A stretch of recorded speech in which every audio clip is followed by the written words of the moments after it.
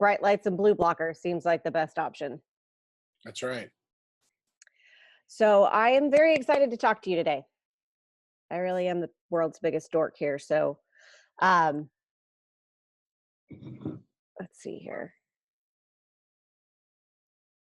Are we doing video this morning or no? That's up to you. I would like to do video. I think it converts better. I think that people connect. I'm just trying to see. Somebody jacked with my computer and it's doing all kinds of crazy. So my deal is that my whole idea behind this little summit that I put together is trying to get people kind of back on track with their wellness. Lots of people do crazy things like set up horrible failure suggestions like, oh, I'm going to do a New Year's resolution. I'm going to lose 20 pounds. And they don't have any concept of the health or wellness it takes, never mind having a plan. But I'm very interested and pretty invested in what you do and what you have to say. I do a lot of telling people for 20 years that I'm solar powered. People are like, okay, yeah, sure. I'm like, no, that's why I can't live in the Pacific Northwest. I'm solar powered. And I've proved it time and time again that, the sunshine is critical to my health. And I love your message. I just want to scream it from the rooftops. Yeah, it's not a difficult message to get. It's just modern life has convinced people that it's not that important. Right. It's all about diet and exercise. So that's the number one big problem for quantum biology. People actually are stunned at how simple the message really is. And then when you want to learn how it works, then they start to realize, well, maybe there's a lot more to this than meets the eye. Right. And to me, that's the key. I just have a fundamental belief people will not change their behavior until they understand a little bit of the why. So you have to explain to them, from a physics perspective, why it is and how nature works in order to get them to change. Only then will they consider, a change in their life. That's it. And I agree with you. And it's funny that the fundamentals are taught in school. I mean, if I ask I don't think the fundamentals are taught in school anymore. I just mean about my mitochondria. If you ask my 16-year-old daughter about the mitochondria, she gets really excited and says, the only thing I remember from high school science is the mitochondria is the powerhouse of the cell. Right. She beams at me. I'm like, okay, well, that's the basis. That's about as basic as it gets. I think that's the basics that everybody learns. In fact, I hate to say it, that's probably all that doctors after medical school and residency really know too. They really have no clue how a mitochondria fundamentally works. And that's part of the reason why we are really bad at taking care of modern diseases, because all of them are based on mitochondrial damage. That's the irony. Yeah, that we're looking at gene expression, and really, if you could just fix your mitochondria, your genes aren't going to go haywire. Nobody seems to get that realization. I mean, it's pretty obvious in the literature that that's exactly how it works. The software runs the hardware, and we have this absolute myopic focus on the hardware. That's the problem. Do you think that maybe that's just I can see this, so I can see this tumor, so I'm gonna attack it visually, but I'm not gonna go down to that microscopic level? I've actually tried to dissect this many different ways to try to make sense of it, and I'm gonna be honest with you, it's probably gonna be very unsatisfying for you to hear. I think people are lazy. I think scientists especially are exceedingly lazy. And I think they're lazy because they've subtracted out curiosity from the mix. I mean, this should be the biggest scientific question on the planet right now. Our species, 8 billion of us, are getting sick at record rates, and we have no earthly idea why. This should stop everybody dead in their tracks and say, maybe we need to worry about this a little bit more, but instead, we're sidetracked by, politics, Kim Kardashian's ass, Ugh. Netflix speeds, and global warming. I mean, to me, when you really understand the proximal cause of what is going on, and I hate to say it, it goes back to nature versus nurture. Right. No one realizes that the environment really is part of the software that turns on and off the genome. And it's kind of like for the last 10 or 15 years, all the epigenetic research has showed that this is in fact the case. Are those geese? Yeah, those are my ducks. They fly Okay. right around sunrise. They come to my pond. They've been around. I've been out here swimming in the pool. It's a cloudy day here in New Orleans, but that's about the third or fourth time they've been in and out of my pond. I love it. I love it. It takes me back to living in the Pacific Northwest and hearing the Canadian honkers coming through in droves. Yeah, we got a lot of ducks down here. Well, they're safe down there, and it's warm enough for them down there. So Yeah, it's pretty warm today. It's not cold at all. I think we're sitting at 33 degrees in North Texas. Yeah, actually, it's probably about 65 here. So, Do you have a place on the farm that I can come park my tiny house? It doesn't have to be plugged in. it's like I said, everybody's got to decide what they want to do. You know, the funny thing is today, you may not even know this. In the Northern Hemisphere, today is the coldest day of the year. Most people think that it occurs around December 21st and 22nd because of the winter solstice. Yeah. But because of the specific heat of water, today is actually the coldest day of the year because of the lag effect of the water. So if 65 Fahrenheit is as cold as we're going to get, I can dig that. Right. Yeah. No, I'm on board with that, and I'm definitely in a migratory. I'm migratory anyways, so I'm definitely in that pattern, trying to get a few things taken care of here. That one of them, I was going to come to Mexico this year, and my daughter decided in November that she was going to apply to OU and go to college in January, and the little booger got in. Mhm. So while everybody was in Mexico, I was like, I gotta get a computer. Yeah. So you're different than me. I would have said, good luck. Yeah. Here's all the things you need to do. I'm not kidding you. I tell all my people, if you're not good enough for yourself, who are you good for? If your kid wants to go do that, great. That's the best way to teach them to be an adult. Well, Start adulting themselves. You know why? You're not going to be there to wipe her ass when she's in college. oh, absolutely. She's 16, so she's a little. So what? I was 15 and a half when I got into college. Graduated when I was 19 and a half. You know what? I'm totally not about this generation of parenting. I have to say that's one thing that I totally got right from my parents is they threw me in the deep water very quickly. Why? As soon as you do that, you begin to realize you have to rely on you. You get the mindset that you're the CEO of you very, very quickly. And I think it's a catastrophic mistake. I'm not kidding you. I'm not pounding on you because of it, but I'm telling you, especially with women, this is a huge problem. You know why? Because it stops you from doing things not only with yourself, but also with your family that need to be done. You need to be pedal to the metal in this respect. And the thing is, I think your kids, I just went through this with my daughter. That's why I'm laughing. Mm-hmm. My son got married a couple of, about 6-7 weeks ago. Right. And when we were up there, my daughter got on my wife's case while we we're there saying, Mom, you're treating me like I'm still 6 years old. And I was like, can I believe what I'm hearing? And the thing is, it started a very similar discussion like this. That's why you can see, as soon as you said that, you saw that it set me off. Yeah. It's important. And it's one of those things that people make in conversation like we did and completely blow it off. They think, oh, it's just, no, this is a big deal. I think how we think about ourselves and our family is probably one of the things that's the most important resolution for all of us to get is that we need to do a way better job of understanding how these little things really can knock us off the path to getting better.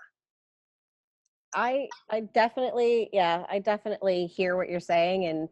And it's, you know, she graduated at 15 and I said, get a job.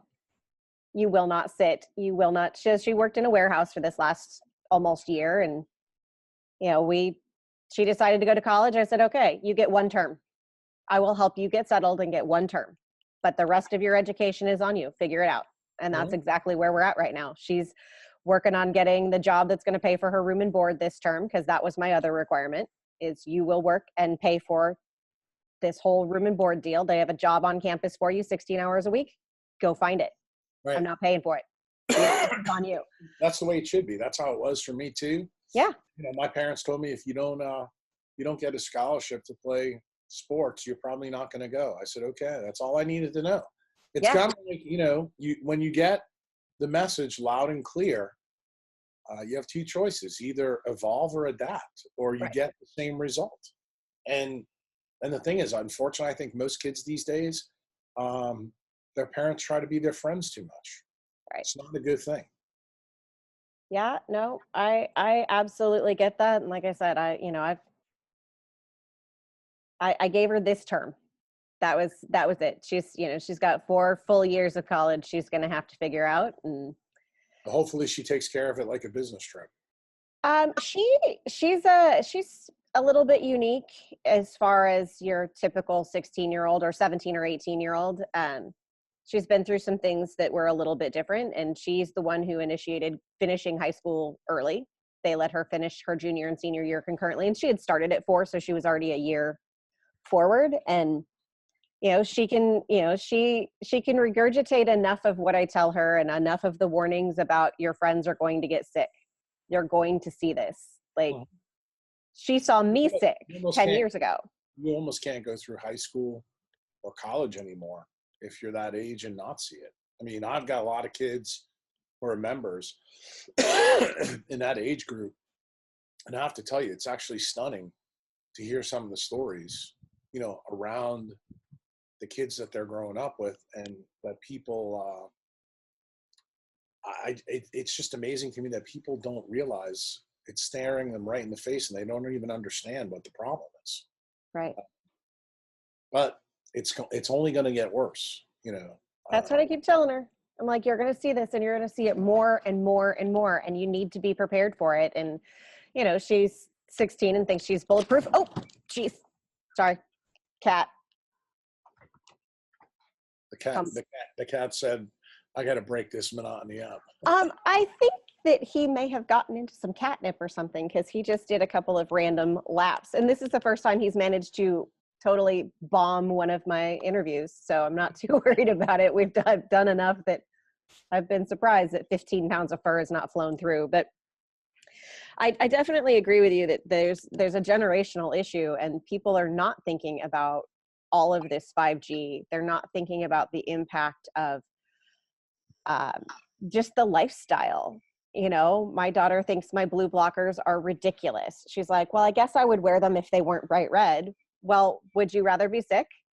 She's like, yeah. I'm like, okay, well, you know where to find me when you don't want to be sick. Well, for a 16-year-old, what she calls sick, she thinks is a cold. She doesn't understand what sick really means, like to a 20-year-old who's got EHS that can barely do anything. And that's what I'm saying. The degrees of what these kids are going to face, and what, my generation and the generation above me faced, is radically different. I mean, and I think that's part of the reason why I've been actually very, publicly said I've been very optimistic about what 5G is going to bring, because I think it's going to bring so many obvious changes that even those that are sleeping are going to have to pay attention to it. And it's already starting to happen. I would tell you, 2018, all the things that we saw being posted on social media about how bad screen time is for people, 10, 15 years ago, when I was telling people this, I was the crazy SOB on the internet saying it, and nobody believed it. Now I don't have to actually open my mouth anymore. I just have to let them see it. And then they go, maybe we should go back and listen to kind of all that science that we didn't want to learn to understand actually how this goes. Because guess what? In order to mitigate, those risks, it goes back to what I said to you earlier when we started. That's when people start to realize that you need to understand why before you're really going to change your behavior.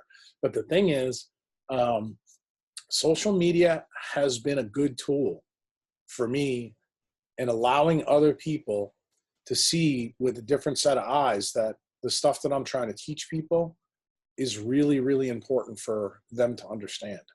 And then when they're ready, I think the hardest thing, especially for not only family and my members, I just had a conversation with a guy on my forum yesterday who wants to make an app to try to wake people up. And I'm going, this doesn't make any sense to me at all, but yeah, he thinks it's a good idea. And I was like, well, dude, go for it. But you've got to realize you've got to reach people when you resonate. When your message resonates with them, then they'll come back and decide, okay, I need to learn a little bit more about this. I agree. And I really thought, so my daughter had a pretty severe case of Epstein-Barr this year and was very sick, very, very sick, elevated liver enzymes. It was like, is this not a wake-up call? Do you not realize that this should be your wake-up call? Like, you don't normally have severely elevated, like worried about your liver function because you have mono. Mm-hmm. Like, this is your wake-up call. This is exactly what I've been warning you is going to happen.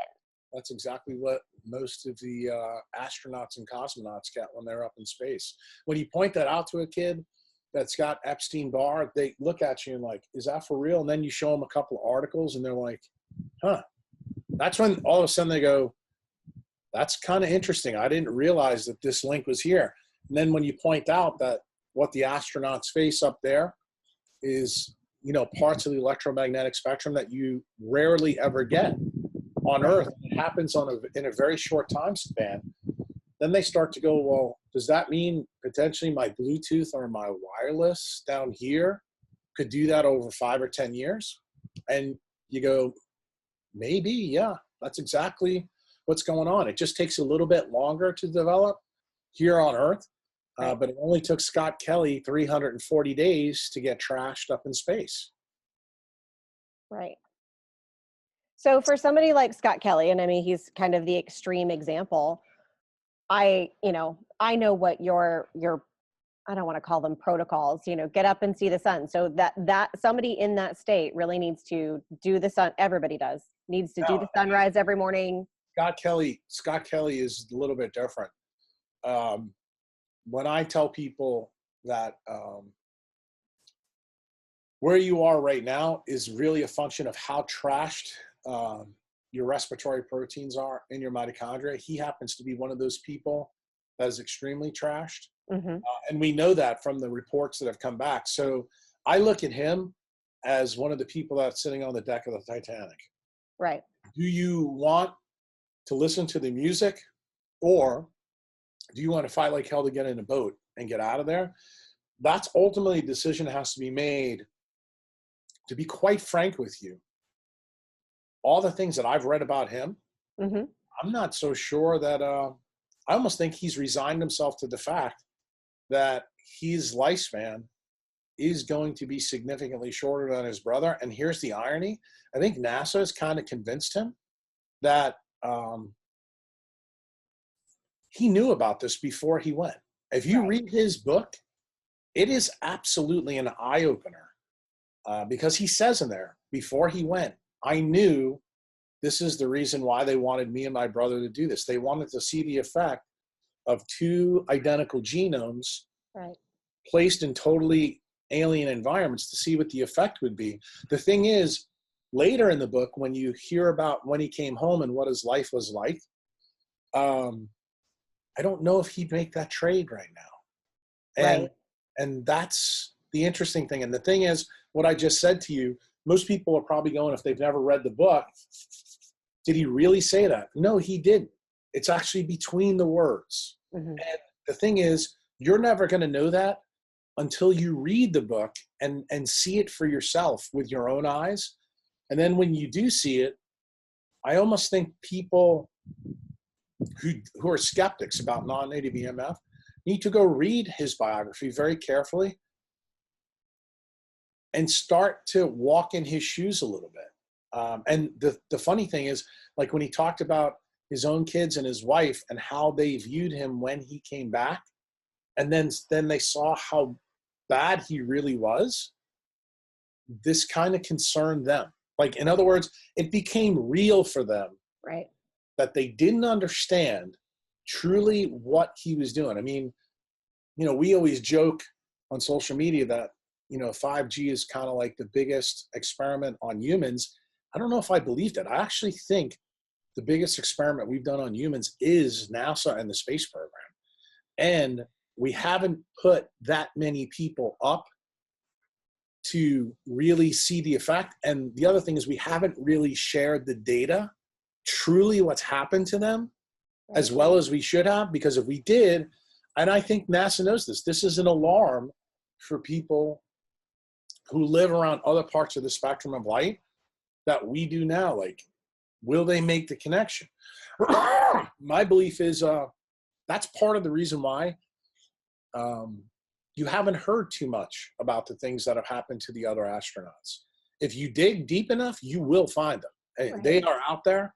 But I have to say, what's happened to Scott Kelly since he's come home has actually been more public than just about any of the other astronauts. And I do think it's a good test case for people to really understand what you're doing in your local environment, in your local community, as you put 3G, 4G, and 5G towers up.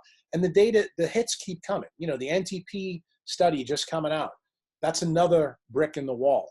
It's kind of like when the paper came out about melanopsin, and we now know how blue light actually destroys things called photoreceptors in our body. All of a sudden it went from the world of, oh, this is highly speculative and hyperbole, to reality. Right. And when the reality hits the person who you're talking to, that's when I think it hits like a ton of bricks. That's when people will begin to resonate, more with this science. That's when people are going to become more interested. Here's the real problem for those people and people like Scott Kelly. Will it be too late when you finally get the message? And that's the question that I think people have to ask. And to be quite frank with you, my own life,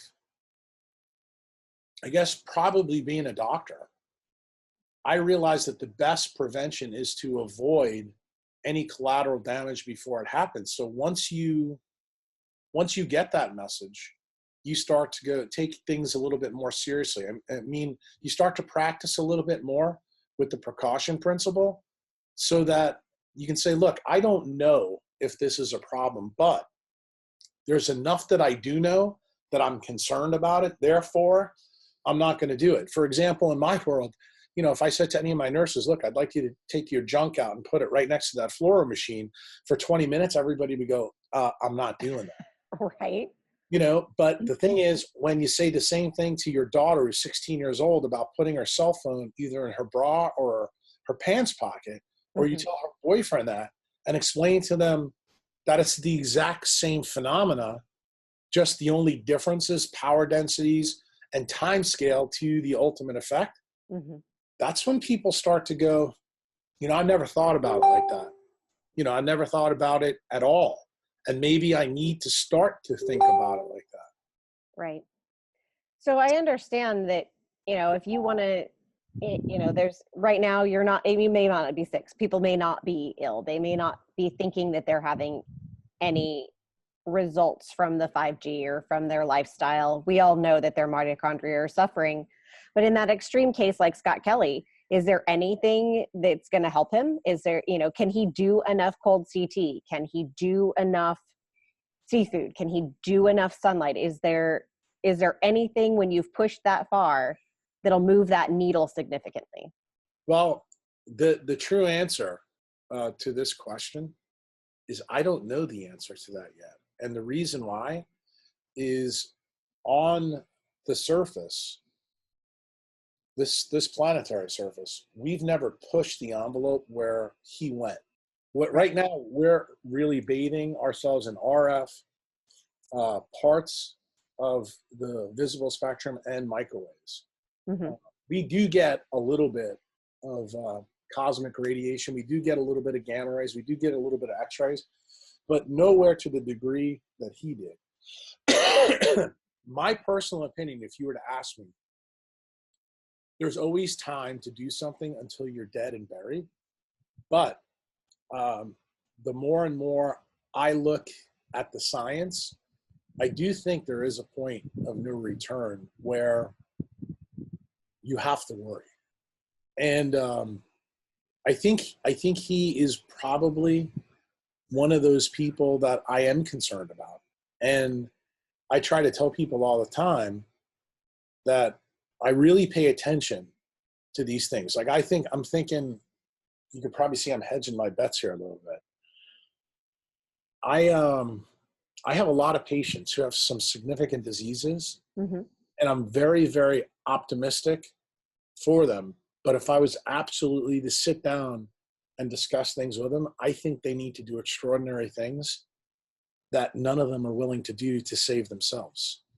And in my opinion, I think you have to get to the point yourself where you realize that you're in deep. Like if you've got multiple sclerosis, you're in a wheelchair, and this has happened over the last 5 to 10 years, you've got a duty to yourself to get close to the equator. And, this probably won't be a popular thing to say, especially on a recorded video. I look at somebody like Terry Walls as somebody who is actually hindering my message. The reason why, she posts almost every day about eating colorful vegetables and how it's going to fix this quantum problem. Mm. And many of the people out there that follow her believe that she's fixed her problem. She hasn't fixed her problem at all. She still has the disease. She still lives at a high latitude, practices in a university-based setting. Yeah, she's gotten better. No question about it. Want to clap for her. She's leading people down the right path. The problem is she's not nearly far enough down the path for that person that's in a wheelchair, that's a train wreck, Right. kind of like Scott Kelly is. And the thing is, when I talk about these kind of things publicly, I don't think people kind of dig it too much, to be quite frank with you. I think a lot of people think that it's sour grapes, it's arrogant, it's not kind. I'm not in this business. You're not a baker. I know. You ain't sugarcoating nothing. Well, the thing is, when you're a physician and you know better than a lot of other people do, you have kind of a duty to kind of share that with other people. And that's the reason why this kind of discussion we're having right now, for me, especially this morning, is kind of interesting, because it is a nuanced discussion between a person like Scott Kelly, someone like Terry Walls, and then say somebody who's in my office who's in a wheelchair, or, just channeling. I was thinking about this morning. I don't know why. Maybe this is the reason why the universe was talking to me. I was thinking about Steve Gleason. He used to play for the Saints. And, I'm getting ready to go down to talk to the New Orleans City Council about 5G that's here. And most of them have no idea that the zip code that Steve lived in when he was playing for the Saints was one of the first ones that went to higher power densities around while he was an NFL player. And the crazy thing is that fewer of them realize that we've known about this data. And how do we know about it? We found out about it in hospitals and M&Ms, where we saw certain people from certain zip codes would get sicker than other people. But no one, either on the Saints, no one in the NFL, no one in the New Orleans City Council, nobody in the hospitals where this information was put together has still, to this day, put 2 and 2 together. Right. To me, that's a huge problem. That's the reason why things like this really matter, because if we're going to get true solutions to these problems, we need to become really more observant of nature. And we're not. That's one of the big problems with humans, is that we really don't observe as well as we should. Well, we've not migrated physically, but we've just migrated away from that, grounded to the earth, living, living on the land. And I just, for me, it's baffling that people don't get it. Well, the more disconnected you are from nature, the less intuitive you are. The Right. less intuitive you are, the less you observe. So I think that that message is clearly there. But I think people, when you say it, they think, oh, well, he's talking about somebody else. No, I'm talking about you if you're listening to this. Yeah. And that's the real irony, that we somehow think that we're divorced from the laws of nature when we're subject to them, just like every living thing around here is. And it's amazing how ignorant we are of the truth. you know um, the truth of some of these words, it's almost a moral failing that's worse than lying when you really look at it. I mean, at least a liar knows the truth and takes certain responsibilities in the act of knowingly lying, but willfully ignoring avoids even that kind of thinking. And the crazy thing is, um, we are complete subjects to our cognitive bias. And I hate to say this, one of the major trends that I think is out in technology that nobody is talking about right now, I just started talking about it this week, is the use of algorithms, and how algorithms, because they are mathematical decision-making processes, have actually usurped humans' power even greater, who use the electromagnetic spectrum to communicate, because you don't realize that they slowly erode your ability to be observant. In other words, you just assume everything that you've read on your favorite website or your favorite news outlet or even your favorite journal is not subject to the scrubbing that goes on with an algorithm. And it turns out it is. And the reason why algorithms are so dangerous is because they're artificial, intelligent, mathematic equations that work so much faster than the human brain, that the people who have developed them have realized that whoever makes the decision first controls the narrative. Right.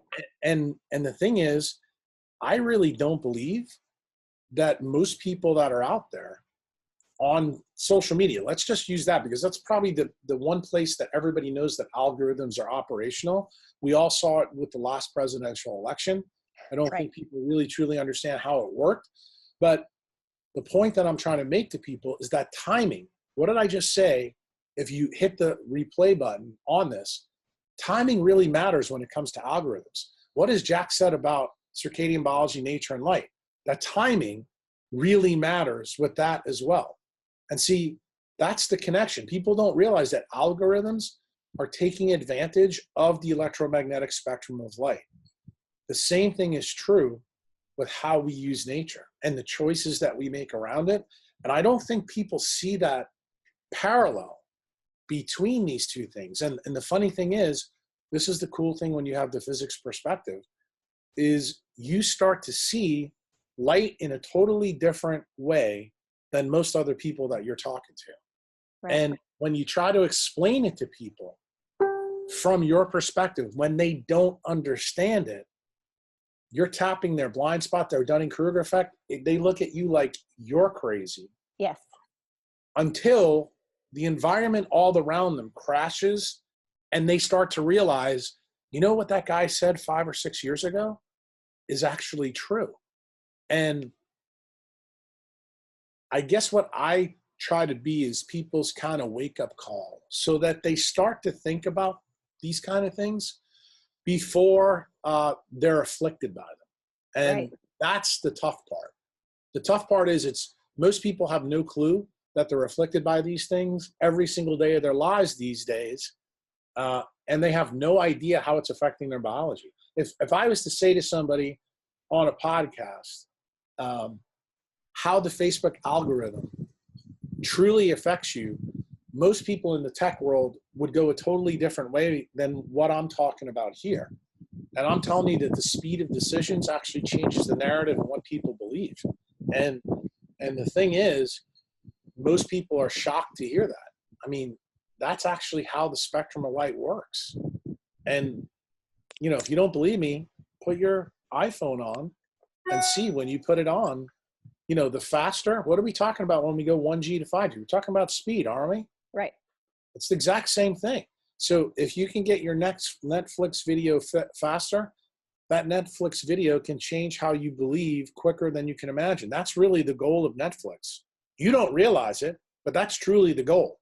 And the thing is, once they can control how you think about different things, then you become more sensitive to other programming that is delivered to you via screens or through the plasma conductive ionosphere around us in markedly different ways. And it turns out that's the reason why, like your daughter, next time you go visit your daughter in college, you'll have the observation that her girlfriends will be in the same room or in the same area, and they'll text each other and besides talking to each other. And the reason why I bring this up, hopefully you understand this, and hopefully everybody who out there understands why this is happening, is the connection they make over the phone is faster than the connection they can make directly to each other.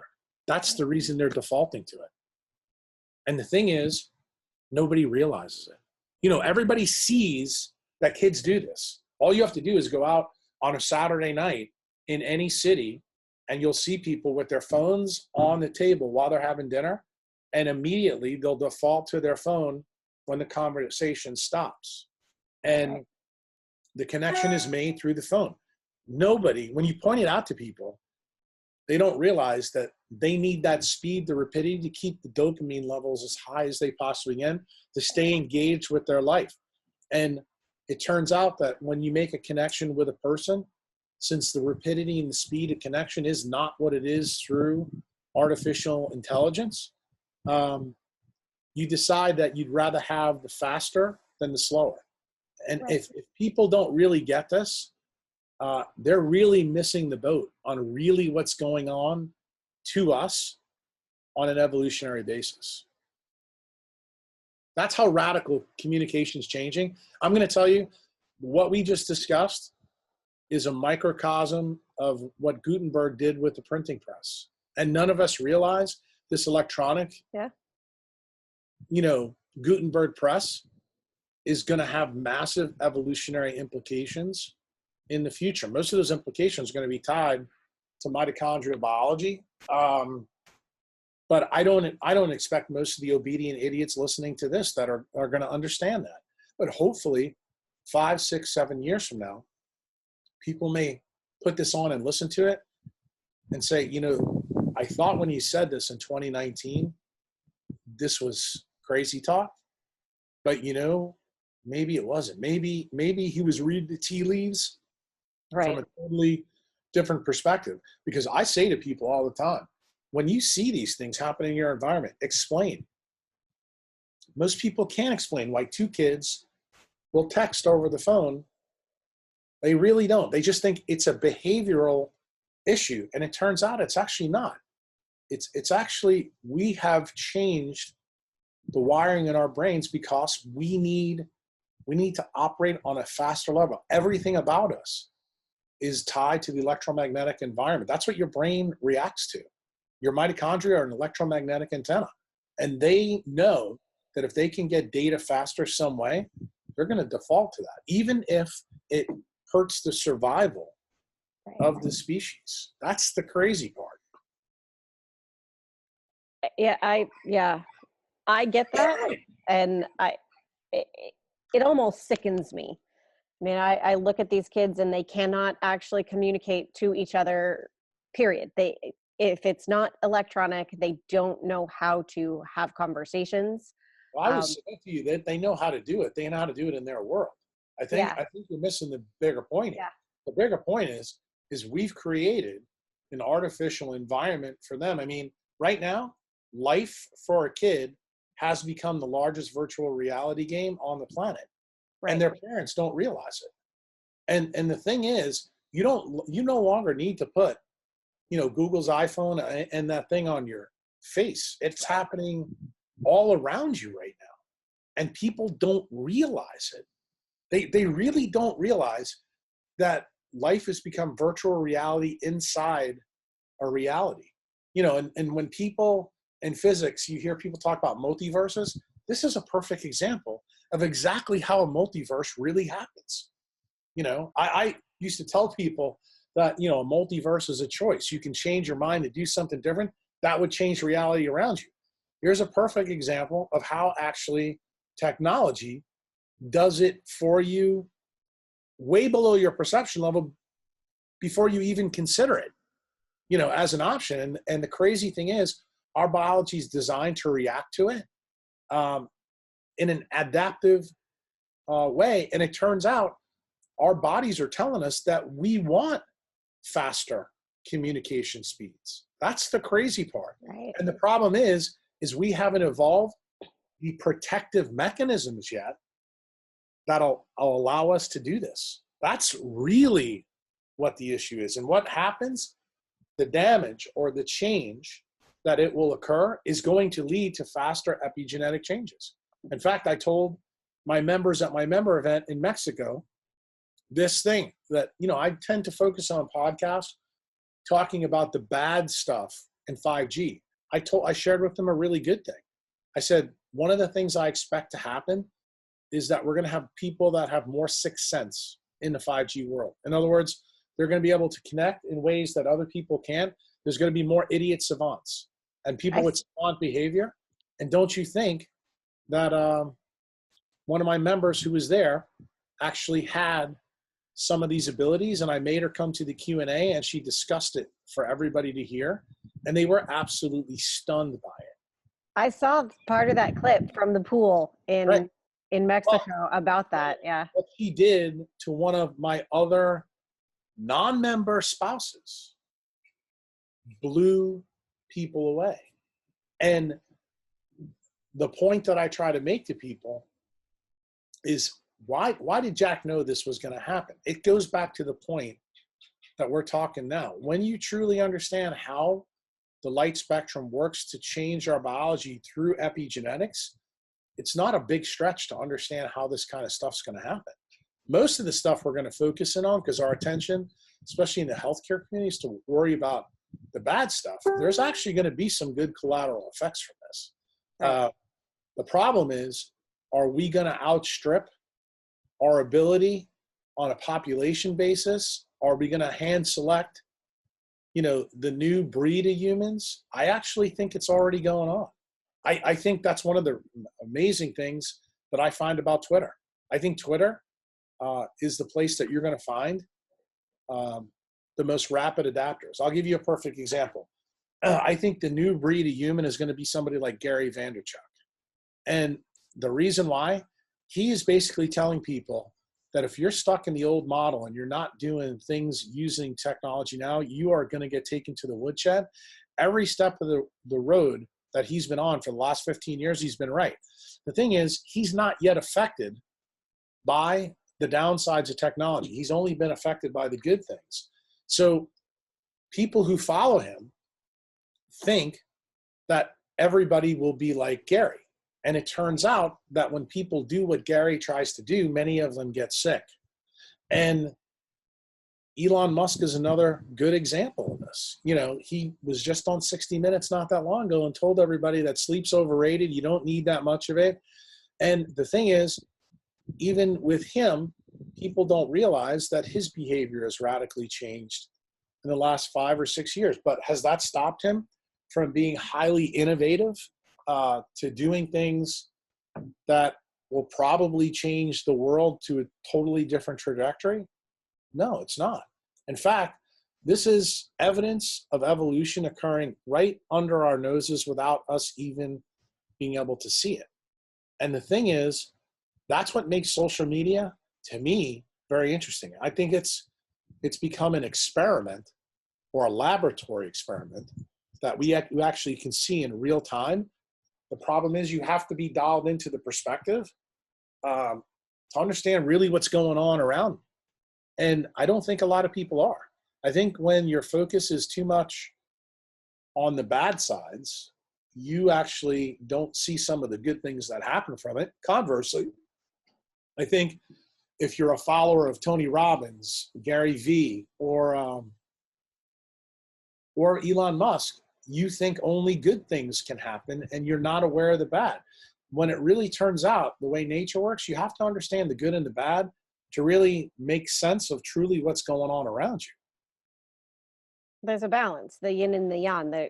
There's, you can't have one without the other. There's gonna be some, even if it's just the enlightenment of few. Physics always brings it back. For every reaction, there is another reaction. Right. And we need to understand that. And I don't think that we're really doing a good job of that all the way around. We need to really, truly be tapped in and be observant. That the crazy part is if the artificial intelligence world that these guys work in becomes their main driver, they will be changed much more quickly to build the world that they see fit. The thing is, they're not going to see the world around them until that world comes crashing down. I mean, a perfect example, that would be Steve Jobs. Right. You know, he got sick. Or, you know, Paul Allen, who just died. The key is they're living lives like blue stars. They burn brightly. They do and accomplish a lot of things, but their lifespan is not what they expected. And I think when they get sick, it stuns them a little bit. But it hasn't stopped the people that have enabled them to do what they do, and also the people they have enabled. Like, in other words, their followers. Right. They become pretty hardcore about this. I just think I sit in a pretty unique seat because my specialty is heavily driven by technology, but yet I'm sitting out here with you in the middle of a front coming through in New Orleans. As the clouds go, the sun comes, connected to nature, talking on a device that potentially can limit my life just like a fluoro machine can in surgery. Right. And the thing is, I don't not use the fluoro machine in surgery when I need it, just as I'm telling you that you can use technology as long as you keep your connection to nature very healthy and intact. That's the key. I don't like the word balance because I don't believe nature uses a balance. I think nature is heavily imbalanced, and her cognitive bias should be the same as ours. It's towards her. That's Right. the EMF that we are supposed to abuse. Okay? That's the one, if you look at these chemicals in your body and your brain called POMC, when you see that we make chemicals, we make opioids from being in the sun. We make a chemical called alpha MSH that makes beta endorphin. You start to go, wait a minute, nature built us to be addicted to her. That's all you need to know. I mean, and when you understand that, maybe then you can understand why, if you're on a bender watching the Housewives of New York for 3 days, there's a problem. Or if you're watching Gary V videos, or, you know, whomever you want Right. to put out there as an example, you can understand how these things happen. That's part of the reason why I've told many people who follow me that I'm not everybody's cup of tea. The people who believe Tony Robbins, believe Gary Vee, and believe Dave Asprey, believe those people, you're not going to change their opinion. And you know what? Nor should you. I just got into a big debate with the low carb, high fat guys on Twitter a couple days ago. And I said, who cares? Why do you care what the Lancet is trying to tell people to become vegan all over the world? If they want to do it, let them do it. Because you know what? Evolution has a solution for it. It's called natural selection. Right. Why do you want to impose your beliefs about what you should eat or how you should use the spectrum if evolution has a plan for it? And the crazier part of the situation, from my perspective, why do I do what I do? I look at it as informed consent. You need to know what you're doing by utilizing this part of the spectrum. Once you understand it, then you have a duty to yourself to make a contract with yourself. Okay, how am I going to do this? That to me is the role of people who really do get it. It's kind of like, if you don't have informed consent for your use of technology, and let's face it, the people who are making this stuff, there's no informed consent at all. It's the Wild West. You use it because you're addicted to it. It's as simple as that. And the same thing is true with the opiate crisis that's out there. It's amazing to me that people don't realize that when people are subtracted from nature, it's far easier for them to become addicted to drugs because of this connection I told you about, beta endorphin in your brain.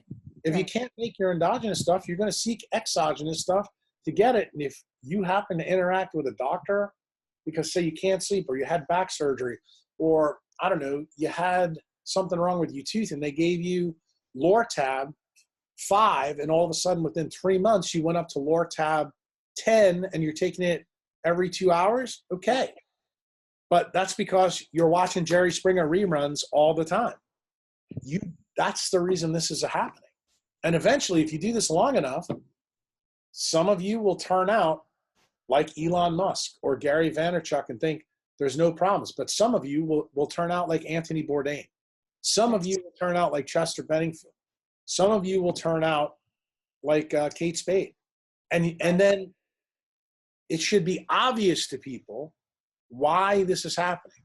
The good and the bad can happen. Why? Because evolution causes adaptation and reaction. There will be good and bad. The key is there's going to be more bad than good. That's the way she works. She's looking to select out the next generation of hominids with what we are doing to ourselves. And I just don't think people have this perspective. I really don't. I can see where the evolution aspect, because we've been taught that evolution takes so long, where people aren't understanding that at the speed that we are going as a society. I mean, you just look at the last 100 years. Evolution happens at the speed of light. Anybody who thinks otherwise is out of their mind. I'm not kidding. I'm not kidding you when I say that. I have a very good religious friend. We have this kind of discussion where we're sitting down over a glass of wine, and he goes, well, how come I don't see evolution going on around me? And guess what? How could you not? Well, this discussion is what usually comes from it. And I can tell you, when I have it with him, he falls back in his chair and he's like, how come I don't see this? I said, because you're not wanting to see it. The message doesn't resonate with you, A, because you don't believe in evolution, and B, the crazy thing is you're seeing it happen all around you. It's happening to your own kids in your own house. And when I pointed it out to him that way, I will tell you that he's now paying big time attention to this. And, for him, I think that the thing that resonated with him, when I really had a serious discussion with him, what Genesis 1:1 through 1:5 really means through this optic, this is when he changed. This is when he's like, I need to pay more attention to this. I'm like, yeah, you do. And you know what? That to me is what informed consent is. When your friends and family who you care about, you can get to some type of level where you're having a molecular resonance frequency with them so that they can understand where you're coming from, then you've done something good with that relationship.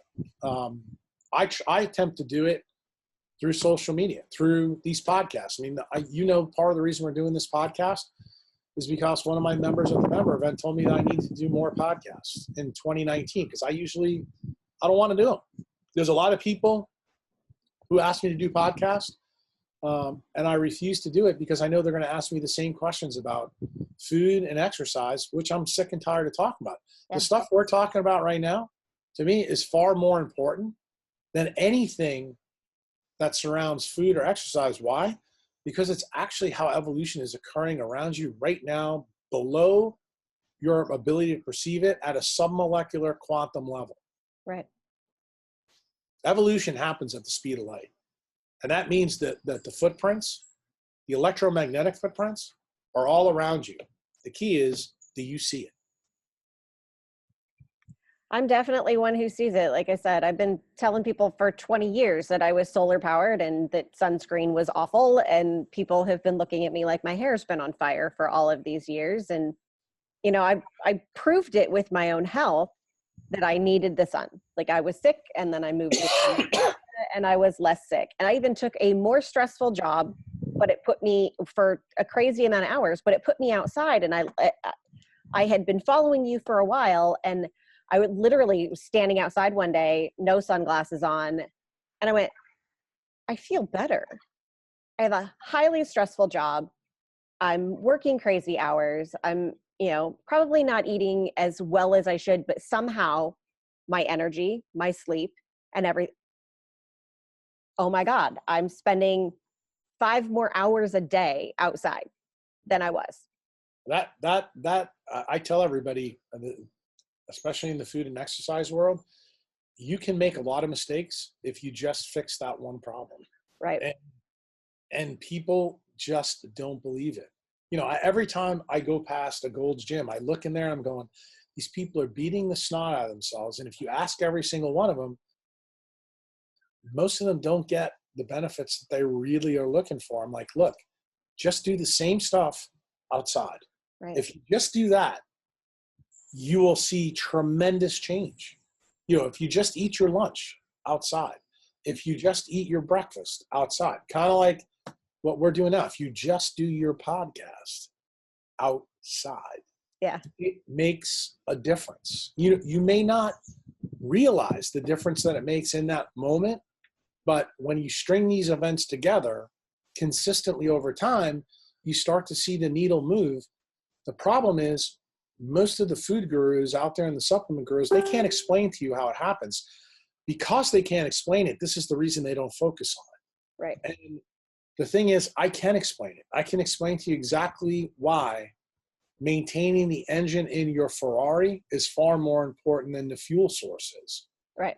It's not that hard to get. The analogy works with cars and it works with us. The difference between cars, you need a mechanic to keep them going. All you need is autophagy and apoptosis to fix yours. And it turns out that works when you're addicted to the EMFs that are in the environment, not the ones that we're talking about. Right.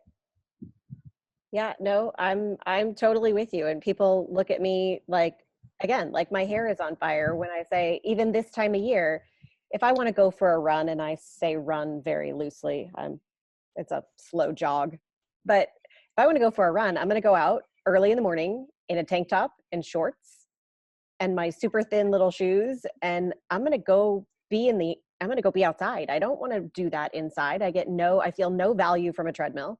I feel like I'm robbed of whatever mind clearing that I would have gotten had I been outside. It's just not the same. Well, that's the message that we need most people to get. If they just do that and they make the connection, kind of like I did this morning, I tell everybody, if you see every sunrise the rest of your life, you've solved about 80% of your problems. Right. And like today, as a perfect example, the sunrise here was behind dense clouded sky. Yeah. It even started to tinkle and rain a little bit, and I was in the pool. People don't realize that's a red light day. You're getting way more red light at that time, and that's actually what you want out of the AM light.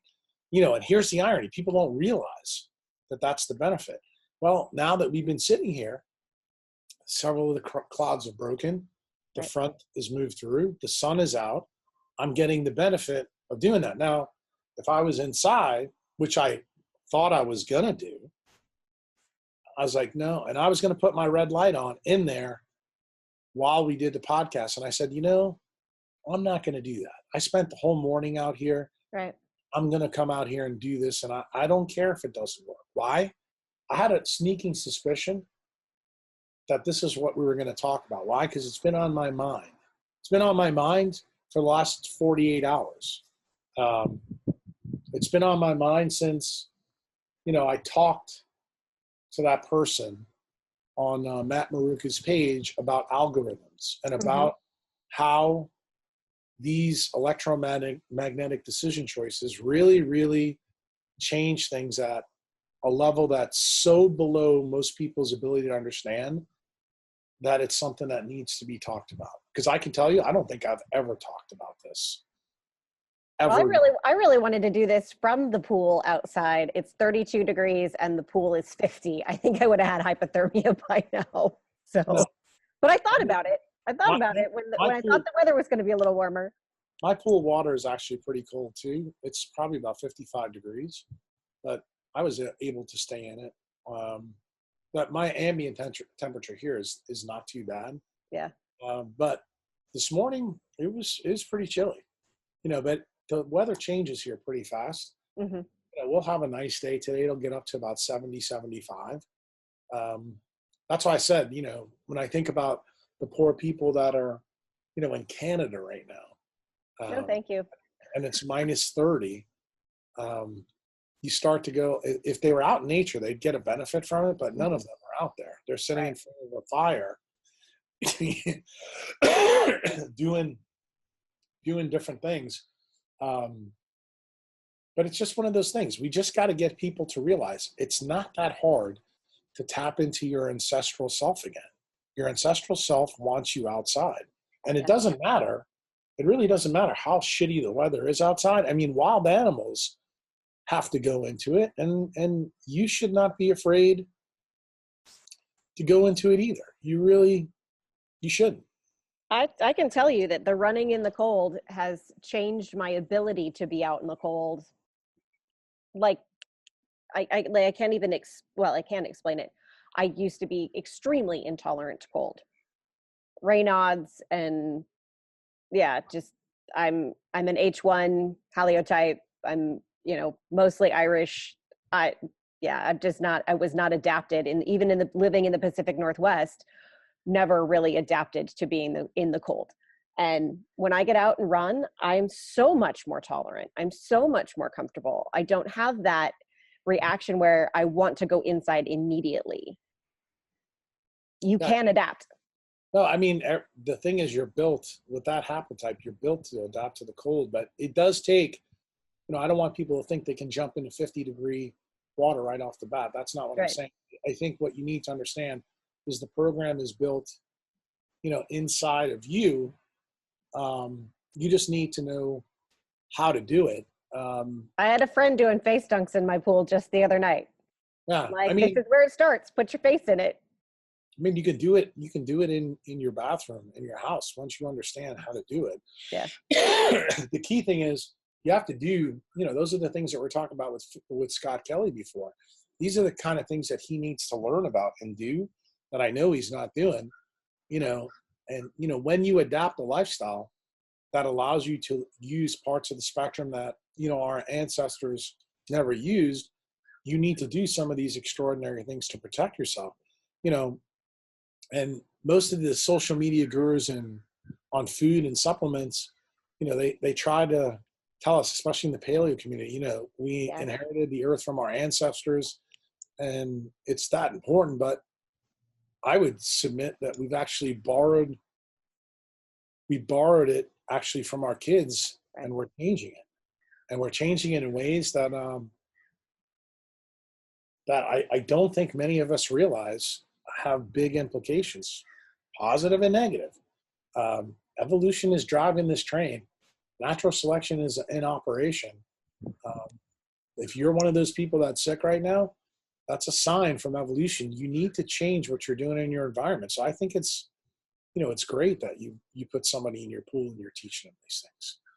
Anybody who will listen, and I have known for many years. I've been a massage therapist, a licensed massage therapist for over 10 years, and people are resistant to change. And I could give them all of the knowledge, and I've been dispensing nuggets for years about sunscreen and about being solar powered, and how I believe that these two hands that I have on my body are a healing source, whether that be I have an intuitive ability to find the knot in your back. You say your back hurts and I can immediately just put my thumb on it and I'm like, right there. And they're like, how do you do that? I just do. This Well, is what I do. I change feel it. change is one of those things that I think the more you study it, the better you become at it. I told people, I've said it many, many times on Twitter. I think it's ironic that those who accept fears in their life are the ones that adapt to change the best. And it turns out those people who tweet, whose tweets show that they're frozen in a bias, are completely unaware they possess a mind that can't change a damn thing. Right. And the thing is, once you understand this about change, that it's okay to run to things that scare you. It's actually okay. Like, wounds create our wisdom. They really do. Right. And the thing is, you're never gonna move off your mark unless you do things differently in the future. That's the reason why, we do things differently in the future when we're ill in the present. That's people who get the positive adaptation from the environment get. They get it in a big way. I just can't agree with you more. I just really feel like we're going in a direction, and you can choose your path. It's a choose your own adventure. And if you want to go down that path where you live in New York City and you have a cell phone in your pocket all the time, it's a choice. 100% it's a choice. Right. No, and then there's people like you who,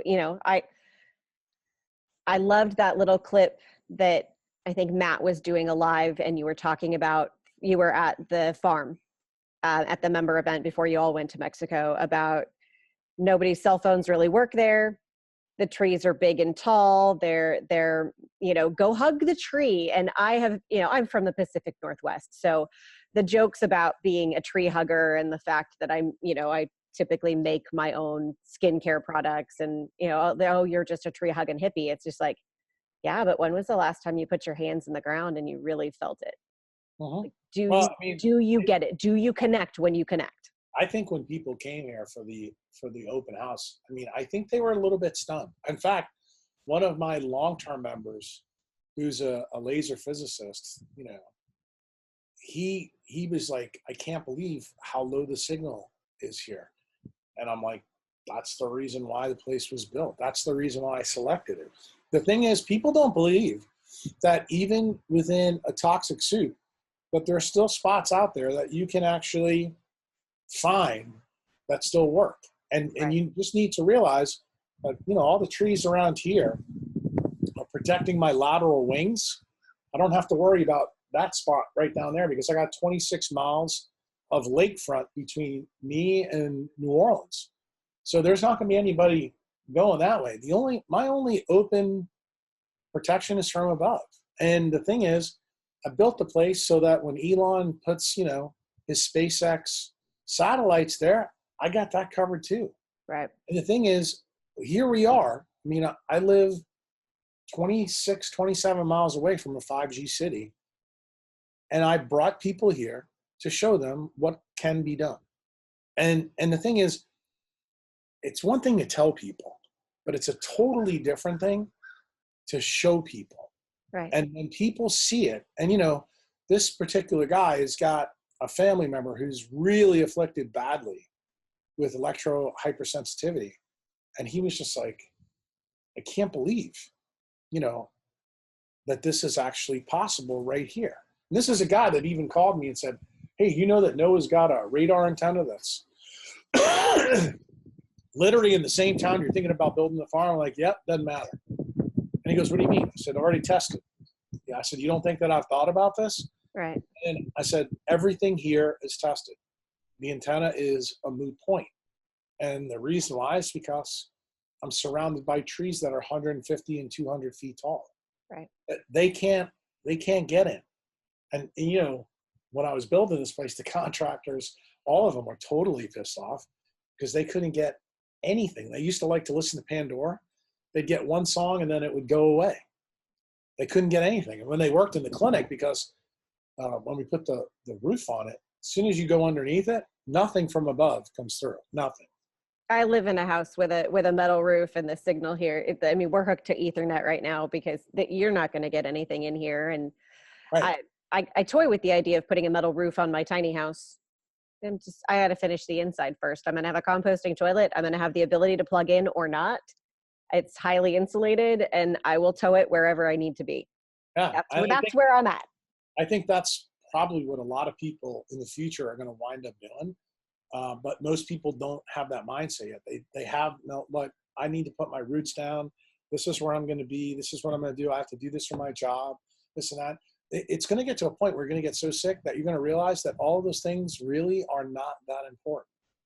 I've already been that sick. And that's exactly how I got to this point. It's like, I can't do that anymore. I will not go back to feeling like I cannot get out of bed every day, I won't Unfortunately, do it. a lot of people, I see it on Facebook all the time, that when you tell them you need to call a realtor, they look at you like, I can't do that. And say, then, okay, enjoy your decision to be sick. Because Right. really choosing to be sick in this environment, it's truly a choice. And Yeah. people hate this when I say it. I mean, they absolutely hate it, but it's the truth. Just the corollary is optimal wellness is also a choice. You have Right. to do, it goes back to what we talked about an hour ago with Scott Kelly. He's got to make some extraordinary choices in Right. order to try to recapture and demethylate, his genome. Is it doable? I believe it is doable based on what I know. Do I believe that he knows how to do it, or any of the people around him that enabled him to go up for 340 days? No, I have zero belief that they know what they're doing. In my head, I keep hearing Bruce Willis in Armageddon. You're NASA, for Christ's sake. Like, if anybody had the resources to get it, you would think that NASA would have the resources to I get it. personally think they understand the problem is. I think the way they're tackling the problem is wrong. Their myopic focus is to get humans to Mars.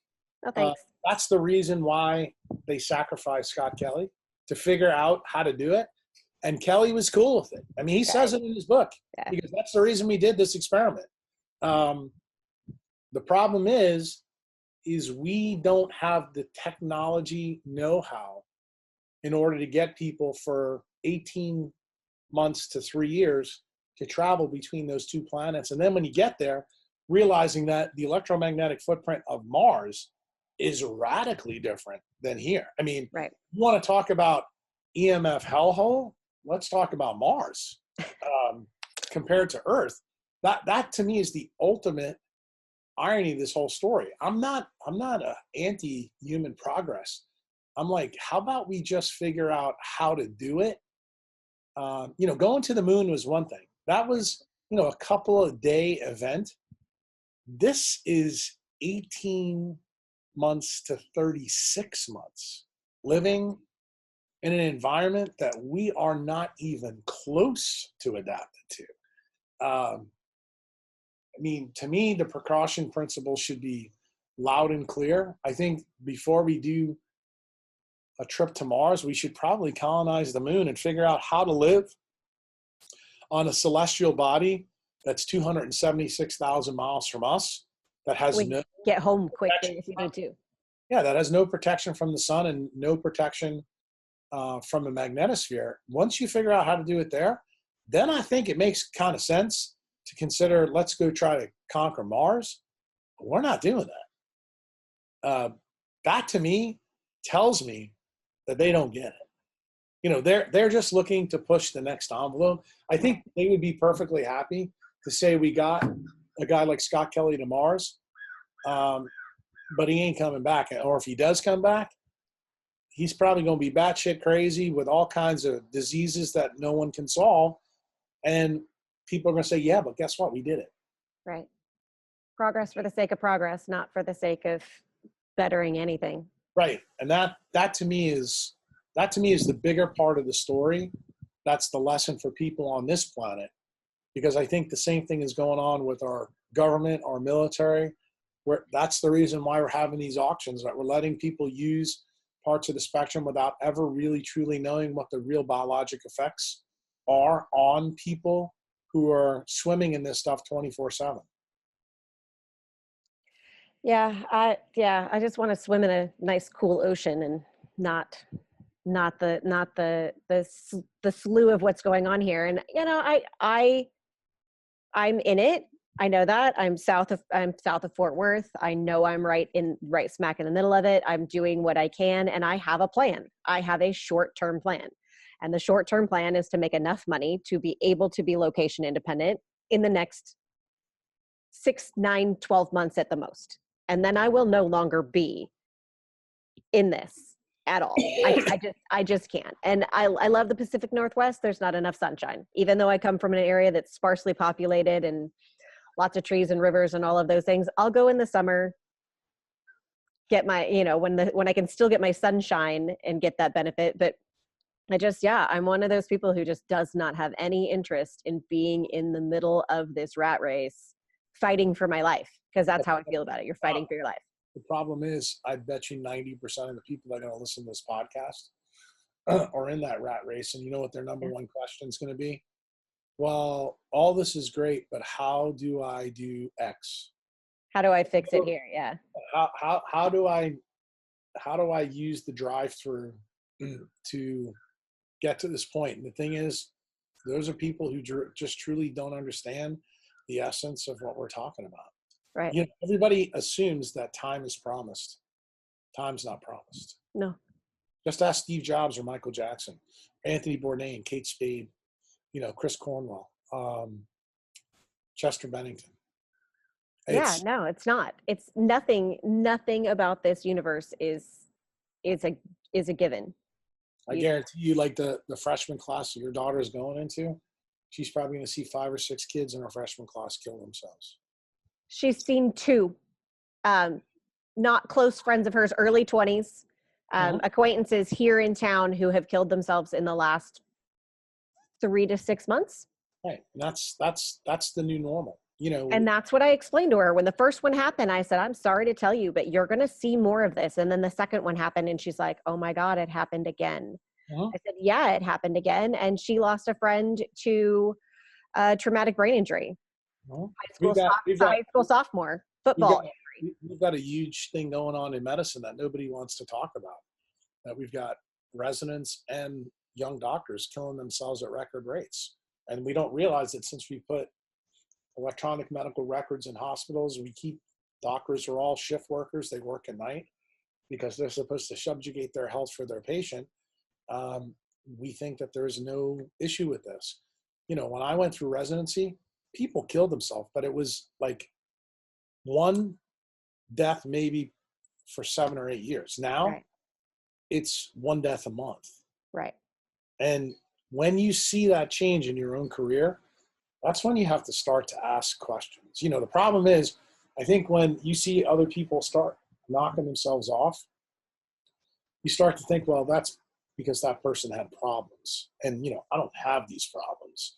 That's not actually what's operational. When you start to see that the number one cause of death in 15 to 25-year-olds has now exceeded car crashes and is now suicide, and that's happened in your life in the last 10 years, or when you see Columbine and Columbine 1.0, 2.0, 3.0, 4.0, when we never saw this before. And people forget that AOL and its dial-up started in 1995 and 96, and all these kids back then were on this crap. Right. People just don't want to accept it because they love Netflix. They love being on Facebook. They can't accept that something that they enjoy that much is actually the architect of their demise. That's the real problem. Yeah. My daughter was in a situation where a couple of boys were supposed to get in a fight. A kid brought a gun to a fist fight, and just having all of this game knowledge and all of this stuff, he from the street sprayed the car with bullets, thinking he was going to scare people. He did not have the cognitive ability to understand that when you spray bullets they're bound to hit something. Exactly. And my daughter had snuck out of the house and was sitting in that car and had just lost the argument for the front seat. The kid in front of her died. The kid in front of her took a bullet to the head. Yeah. And I'm like, this is your reality. This is where we're at in the world right now. Yeah. I mean, I have these discussions with my own kids, and you know what the problem is? This is the sad reality. I was at least fortunate to grow up in an environment that wasn't like this. Mm-hmm. So I have memories of how things used to be. These kids truly don't. And it makes it hard for us to have to teach them these things when they have no memory of how things used to be. Right. And that's the other problem. Like, I don't think you can actually teach kids anymore that way. You can't go back to the way it was when you were, because they don't resonate with it. Instead, I've taken a totally different tack. And I think this is part of the reason why my younger members have had an impact on me. They're like, no, Jack, talk about the stuff that's happening to us right now and explain it. Tell us why it's happening so that we can understand it. So that way we can go and talk to our friends, and not everybody's going to change, but several of them will. Right. That's kind of the tack that I've taken. And I think when people are sick and tired of being sick and tired, eventually they're going to come back. Yeah. And then they're going to sit down and say, okay, you know, I thought you were batshit crazy. I thought this was nuts. I thought these connections were so hyperbolic, but I'm willing to at least listen to it now. And the good thing now for me is, you know, 5-10 years ago, I had no way to say, here, read this book to understand this better. Now there's books out there where I can say, look, if you want me to explain this to you, I'm going to split your head open with science. But you can read this book, you know, over the next 2 to 3 weeks, and you're going to realize all these connections there. And then you're going to come back with very detailed questions to ask me, and I'm going to be able to answer them for you. And then you're going to understand where those answers come from. That's when I think real training and learning for the kids comes. Because right now you have to realize all of our kids, they're being taught by algorithms. Right. And because they're being taught by algorithms, you have to be a really crafty person in understanding how to teach them differently in this world. That's what makes some of the things that I do very counterintuitive to, you know, people in your age group and my age group. They can't figure out why I do the things or say the things or actually act the way that I do on social media. I am absolutely trying to disrupt people conformity with curiosity, and I'll do it any way I see fit. I want to tie my kid to the chair and make her listen to the interview I did with Matt Maruka. Like that's kind of I'm like maybe if I put her in front of Matt, like maybe he can make that connection that I, you know, I know she hears me, but that's what kids their age pay attention to. But here's the funny part. The way they pay attention to Matt Maruka is actually over social media. They don't, when they have Matt Maruka right in front of them, I can tell you, I've seen this at my own member events. You'd be surprised. You know who's drawn to Matt is the older people, but the younger people, they don't know what to make of him when they see him live. They're like, it's almost like, it's a very interesting phenomenon. They would much rather interact with Matt the way they're used to. Right. You know, and I think that's the way he connects with them initially. I think that when he gets in front of them and he starts to talk to them, when he gets that kind of audience, those are the people in his age group that I think will really change. I think those are the ones that are like, when they make the effort to actually come and sit down and talk to him, they begin to understand that if this 19-year-old could pick this wisdom up, why am I struggling with it? Why don't I see this? And the thing is, these kids are really, really on the front line. They're in the theater, seeing this shit go around, just like you said what happened with your daughter. So it's not like they should need a lot of prodding from us. Yeah. They see the world. All you have to do is turn on the TV and see kind of how the national discourse and politics and how we treat each other. I mean, you want to see the abomination of human interaction. Look at how people in California treat people who have different opinions about border walls, or other people who think that we should, you know, take care of our country first versus someone else. To me, it's okay to disagree with people, but the way these people are going after each other, right? Viciously polarized, right? And not only that, and then they're surprised that, you know, some kid in Arizona is gonna go take a gun and shoot, you know, a Democratic lawmaker. No, it doesn't surprise me at all. In fact, I'm waiting for somebody to walk in to Nancy Pelosi's office or Kamala Harris's office and do the same thing, because I don't think these people get it. When you see, this will show you the disconnect. When you see even the news media go to San Francisco and show people the abject poverty in one of the richest places in the world with feces and needles around, right? And the people keep voting the way they vote. If this is not evolution and operation by light speed, I don't know what is. And the problem is, when you say that to somebody, I have friends that live out there, and I've had this discussion with them. It's kind of like it's the first time it ever registered with them. Right. And I said, you've been so conditioned by the blue light screens that you're watching this unfold every day, that what you're attributing the problems to, this is all algorithm-based decisions. Those decisions were made so fast for you. You're now so sure that you're right about them, and you don't realize how it's usurped your own ability to actually think.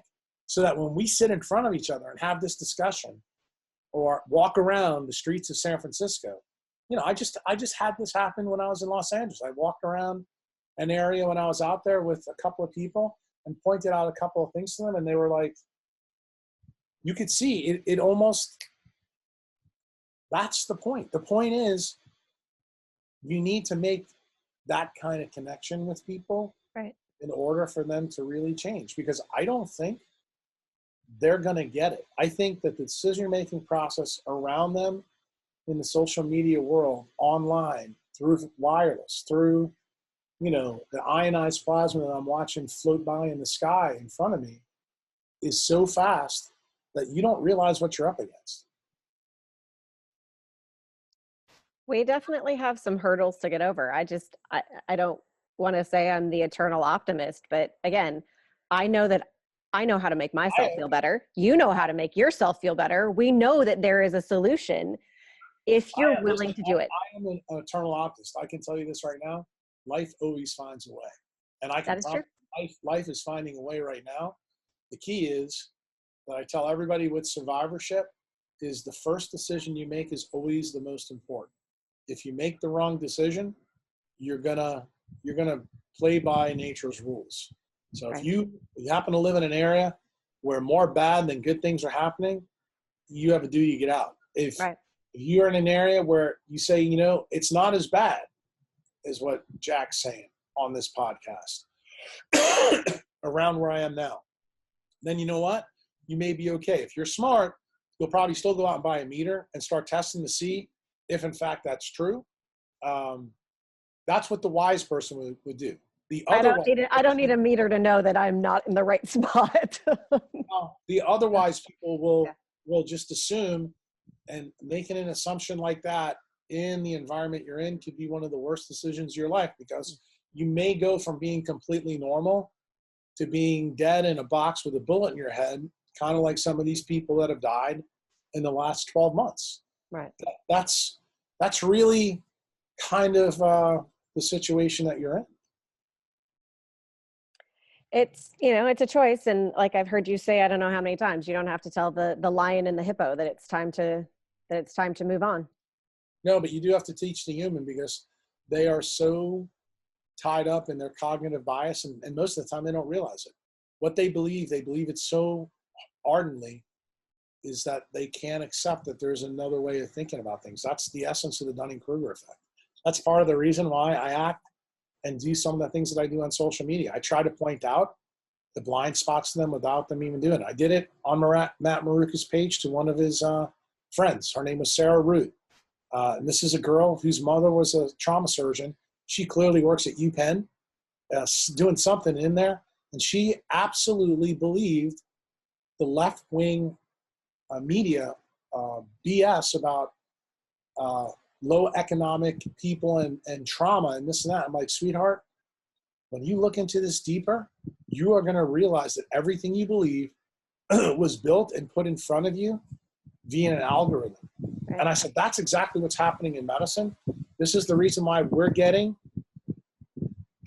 these decisions come down from CMS that get put into hospitals that make absolutely no sense to us, because we're taking this huge amount of data and scrubbing it with algorithms that don't work. And this is what I try to tell people. How do you know the algorithm is the problem? It's very simple. When Results don't meet the input. So how do I solve for X in this in healthcare? We have huge disease epidemics. If anything they told us to do was working, we should see the result. In fact, we're getting worse. So what does that mean? All the data that we're collecting and feeding in to these algorithms are not making proper decisions. They're making fast decisions, and those fast decisions are taking us down paths that we should not go. That's what the wise black swan mitochondriac sees, but that's not what Sarah Root saw. What she believes is something radically different.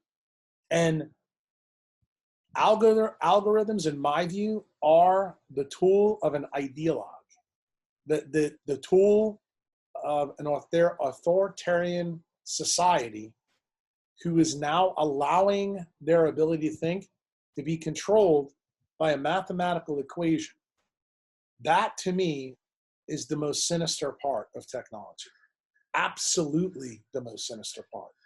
I mean, I can sit here and talk about blue light, non-native EMF all day, but I'm going to tell you, at the core of this monster, that is the big problem. I definitely see it. I definitely see it wrapped up in the matrix. Here we are. All right, I got to go now. I very much appreciate your time. I am so excited to get this information out there. And if it only gets one, it's kind of where I'm at. Hopefully it's the right one. Yeah, it only gets one. I got a paramedic asleep in here that needed to see the sunrise this morning, but we're working on them. We're working on everybody. That's good. All right, take care. Thank you for your time. Okay, bye-bye. Bye-bye.